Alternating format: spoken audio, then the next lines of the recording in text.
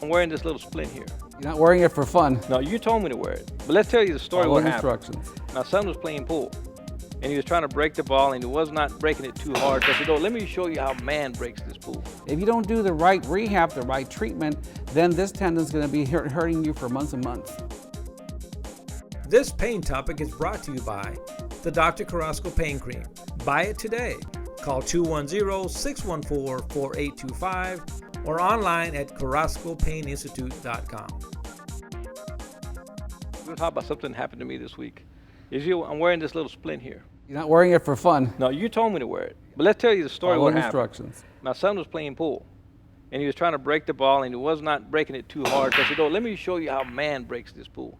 But I was like this, and I had the cue here. And when I went to hit hard to show him how to break them up, when I hit hard, it hit right there. It hit right on the edge of that finger. And talk about pain, brother. I mean, a lot of pain. Immediately I put ice on it. I think some type of anti-inflammatory medication for it.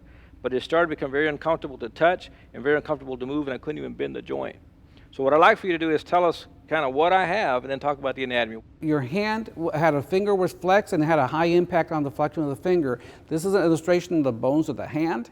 And what we're seeing here is that you have probably the impact came on this joint right here. It's a joint between the end of the finger or distal and between the proximal finger. So it's kind of one in the middle that took the biggest So hit. the finger has 3 joints, essentially what you're showing me. 1, 2, 3 joints.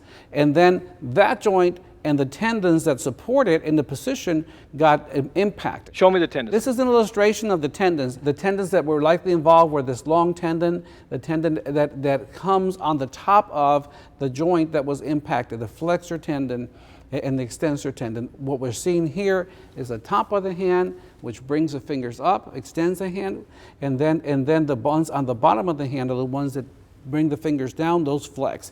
Well, actually, both were likely impacted on Newford. So you had an impact of the joint and the tendons, and so you're going to have an immediate inflammatory reaction. This is going to swell up quick, fast, and in a hurry. Well, let's take a look at it. I want you to take a look, show them what I think. Well, here's your splint. Let's take the splint off. Ah, pobrecito.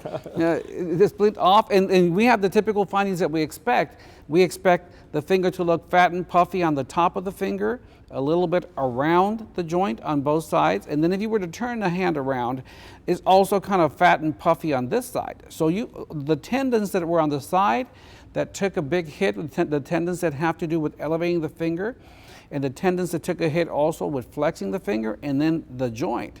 The secondary joint, the one at the base, didn't do as bad. Right. It kind of took a hit, but it kind of took it good. So if you were a boxer, you can tell you can impact a lot. I used to be a boxer. Before you look like a boxer. You take a lot of impact before that one swells up. It's a much larger joint.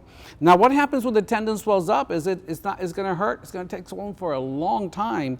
If you don't do the right rehab, the right treatment, then this tendon is going to be hurting you for months and months. You told me to massage it some, get the swelling out of it. You also told me to do exercises. Oops, sorry. Also told me exercise where I kind of pushed on my hand like this or make it flat, Yes. right? And I did that quite of that during the day.